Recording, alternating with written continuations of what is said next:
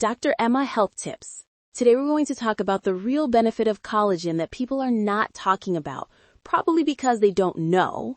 But this information is quite fascinating because most people take collagen for their hair, for their skin, for their nails, for their joints, to prevent wrinkles, to make themselves more beautiful. But the real purpose of collagen has nothing to do with beauty. But today, we're going to talk about what that real purpose is. Let me first give you just a little background on collagen. A long time ago, our ancestors lived very differently than we do in modern times. We ate nose to tail. We ate the organ meats, the bone marrow, and a lot of this also boiled down the cartilage in different knuckle joints and within chicken bones. We made various stews. If we take a look at all of our protein in our body, 30% of it is collagen, which is a different type of protein. Collagen makes up all the connective tissue, which includes the glue that holds everything together, includes the tendons, the ligaments, the cartilage, the fascia, which is like surrounding everything that holds everything together that gives you your shape. A good portion of your bones are collagen as well. But in modern times, like right now, we like tender meat. That means meat without very much collagen. We like lean chicken breasts, right? We don't like tough meat. So our diets right now really only have between 1 and 3% of the protein being collagen, whereas we need 30%. This sets us up for a big situation because we're going to be deficient in one of the key amino acids called glycine, which I will talk about in just a bit. The point is that most people are very deficient in collagen. If we compare ourselves to our ancestors, when you are 17 years old, you will have the most collagen of your entire life. You're at your optimum state. You can fall down on the cement and bounce. If I fell down on the cement right now, I would literally shatter.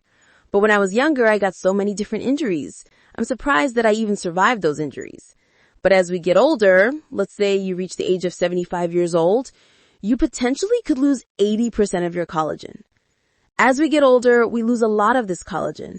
We lose the connective tissue that holds everything together. This is why the skin sags. This is why we get wrinkles. This is why our joints fall apart. We become more fragile. So collagen is very important. I want to talk about minor purposes of collagen first, and then I'm going to tell you the big one. Collagen can act as an antioxidant because it helps you increase something called glutathione, which is one of the main antioxidants in our liver that helps protect us. It helps us detoxify. One really cool benefit of collagen is it will actually help your sleep cycles. Collagen is also really important in gut lining repair. To protect against leaky gut, for example, is a problem. We need collagen to help repair that because one of the key amino acids in collagen is glycine. And glycine not only helps us detoxify poisons, but it's also essential in the deeper sleep cycles. And so when you don't have enough glycine, you will have sleeping problems. But now, let me get into some really interesting things because people actually think that if I consume collagen from food or a collagen powder, it's going to go in my body and go directly into my collagen and replace the collagen that I have, or fulfill the need for collagen. That's not how it works. The great majority of the collagen that you get from your diet or a powder, like 90% of it breaks down through the digestive system, gets absorbed into the blood as amino acids. So let me just show you something right here. When we eat protein or we have collagen, we have a series of amino acids connected in a chain, and when we get these smaller chains of individual amino acids, they're called peptide chains. A peptide is a chain of amino acids. And so when you eat collagen, the great majority of it, 90% of it, breaks down into the individual amino acids, but 10% of it actually is left as peptide chains. Now this is very, very important because peptides are signaling molecules. It's very, very unique function. Even now when you're consuming collagen, you only get a small percentage of these peptide chains. This is a major role in signaling and telling your body to repair and rebuild the collagen connective tissue. Now let me just help you understand this a little bit more. You're consuming all this collagen. Most of it, 90%, is breaking down into the individual amino acids, and it goes into a pool of amino acids, just like if you were to eat an egg or a piece of meat. It's all going into a pool to provide for raw material to build that muscle tissue or tendons or hair or nails or even your collagen. But it's these small peptides that don't get broken down into the individual amino acids.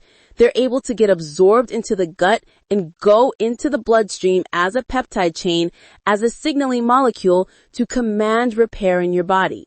So that could be repairing your skin tissue, that could be repairing your joints, that could be repairing your gut lining, that could be repairing your arteries, because your arteries are also collagen.